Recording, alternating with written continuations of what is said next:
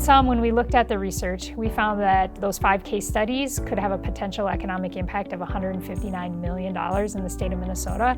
To give you some comparison, we spent about $13 million on the research piece of this, so you can see that the potential economic impact compared to the amount of money that we're investing in the research could really show very positive economic benefits. Well, economic impact analysis is pretty much exactly what it sounds like. It's looking at the impact of a change in your economy. When we think about the AFREC and the fertilizer-related project, at the farm level, we can often see changes that are occurring. You know, if I'm a farmer and I change my fertilizer practices a little bit, I can go out in the field the next year and see a more vigorous and healthy plant. And that's great for me as a farmer. I love to see that. So if we start thinking about all these minor farm level changes, how do we kind of roll that up to see what's happening at the state level?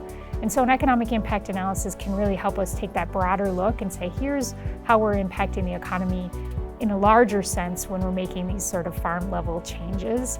So the economic impact is a great tool to really help us understand these policy and these investments at a greater level. There's 3 parts to an economic analysis. There's the direct effect, the indirect, and the induced effect. The in-plan model is an input-output model, what we like to call it in economics, but essentially it's a gigantic accounting matrix. We have kind of a ratio of production for all of the industries in the United States and in Minnesota. And so what we can do then is look at, okay, if we increase, let's say, fertilizer production, how does that impact the other pieces of the economy that are feeding into that production piece? The nice thing about in-plan is that it's available at the county level as well as the state level, so we can look at changes on different sort of scales.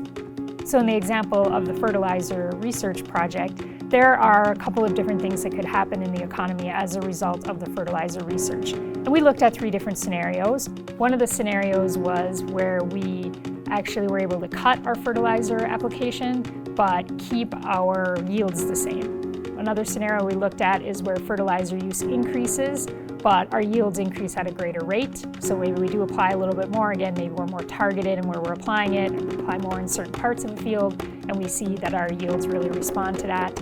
And the last scenario that we looked at was if our fertilizer use remains the same, but our production increases. And so we can look at sort of what do those different scenarios mean to the economy. So one of the ones that we looked at in particular is the corn nitrogen management calculator.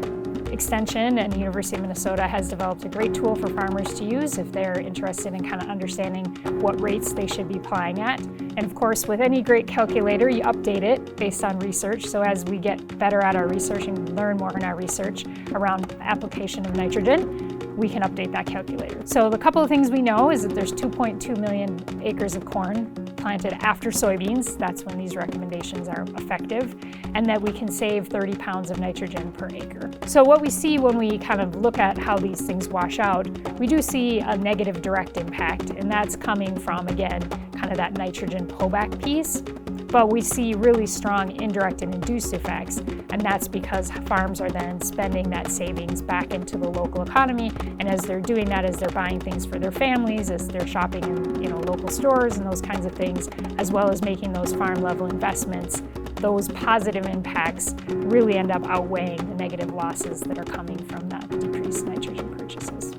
I think our research points to a couple of key conclusions. One of the first conclusions is that this fertilizer research does have the potential to really impact Minnesota's economy. So continuing to kind of look at how our fertilizer application is working, not only can it have some real positive impacts in terms of our environment and our water quality and really understanding sort of the role that that has to play in that piece of it, but also can really drive some significant economic change, and it can be to the positive for the Minnesota economy. The second thing I think that comes out of this really too is that investments in agriculture and sort of in farm economy really can drive a lot of economic activity across the state as well. So when we put money into the pockets of Minnesota farmers, we really do have the opportunity to drive our local economies in a positive direction, especially in some of our more rural spaces.